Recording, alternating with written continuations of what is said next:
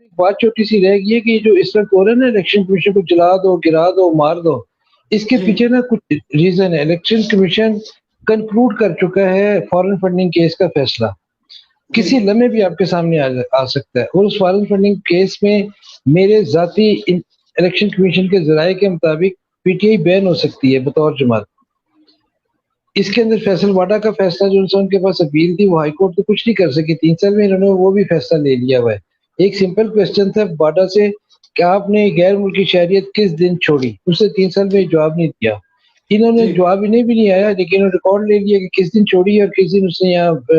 Nomination paper sign کیے تھے اور کب اس سے حلف اٹھایا تھا۔ وہ یہ جو 2-3 فیصلے ہیں نا بڑے اہم، یہ اب الیکشن کمیشن کو برداشت نہیں ہو رہا گورنمنٹ سے کہ یہ الیکشن کمیشن چلے۔ اس کو مڈ سلگنگ کر رہے ہیں، اس پہ مٹی پھینک رہے ہیں، اس پہ گارا ڈال رہے ہیں کہ اس بات کو نہ کسی طرح گم کیا جائے۔ یہ بات گم نہیں ہوگی، یہ بات آئے گی سامنے۔ اور ابھی جو سامنے بات ہو رہی تھی، جی یہ جو تاتی جا کے مل رہے ہیں، تو یہ میں پہلے بھی عرض کر رہا تھا کہ جو سی این این کہہ رہا ہے، جو پاکستان کا میڈیا افغانستان کو لے کے کہہ رہا ہے، اور جو اس وقت سامنے چیزیں آ رہی ہیں، اور آپ کو یاد ہوگا چند دن پہلے 5 سویلین تھے جو ہمارے آرمی چیف صاحب کو ملے تھے، جی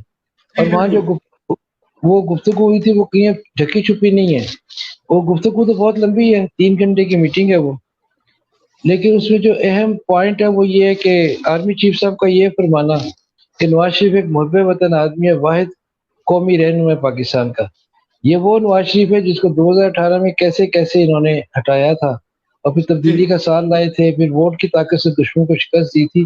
آج وہ اسی کو یہ کہنے پہ مجبور ہو گئے کہ یہ قومی رہنما ہے اور یہ محب وطن ہے، اور وہ ہم سے غلطی ہوئی، وہ بلال اکبر سے غلطی ہوئی ریجیکٹڈ والی، وہ ہم ڈان لیکس کو صحیح ٹیکل نہیں کر سکے، وہ ہماری غلطی، وہ ہماری غلطی، وہ ہماری غلطی۔